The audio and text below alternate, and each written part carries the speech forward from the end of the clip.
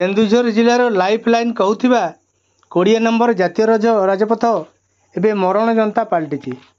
एठी प्रतिदिन मुंड गड़ुची हेले नेता राजनेता एवं विभिन्न महल एथिपाई तुंड फिटु नथिबा बेले एहाकु साधारण जम दुआर को रास्ता बोली कहउचंती।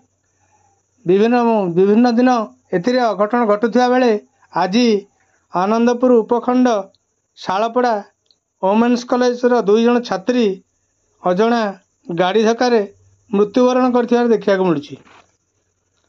सूचनार प्रकाश बेलवाड़ी ग्रामर सुदर्शन साहू झील दीपांजलि साहू और सियापड़ा ग्रामर मदन पात्र झील अन्नपूर्णा पात्र उभय शालपड़ा महिला महाविद्यालय कनकमंजरी महिला महाविद्यालय युक्त 3 छात्र भाव पाठ पढ़ती। शनिवार कॉलेज को आसी क्लास सारी घर को फेरुथिबा बेले हठात बारीगाँ देहुरी साही निकट में एक अजणा कार सेमानंकु पछपटू धक्का देइथिला। धक्का दे घटनास्थल फेरार हो जाइथिबा बेले स्थानीय लोक माने सहयोग गुरुतर आहत होइथिबा छात्री मानंकु आनंदपुर उपखंड चिकित्सालय चिकित्सित कराउथिबा बेले सेमानंकर मृत्यु घटिथिबा उपखंड चिकित्सा अधिकारी कृष्णचंद्र दास प्रकाश करिसंती।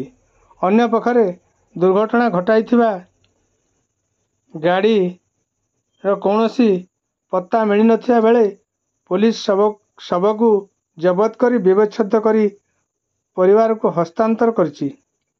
घसीपुरा पुलिस अधिक छानबीन करुथिबा जणा पड़िछि हेले दुर्घटना घटाइथिबा गाड़ीर कौनसी खबर मिल पारि नाही। एहाकु नै ग्रामवासी पक्षरु घटना घटाइथिबा गाड़ी को तुरंत गिरफ करने सह गाड़ी को जबत करने सह अपराधी को गिरफ करने को ग्रामवासी दाबी करी रास्ता रोको करिसंती। केन्दुझरु रतिकांत साहू रिपोर्ट TV5 ओडिया।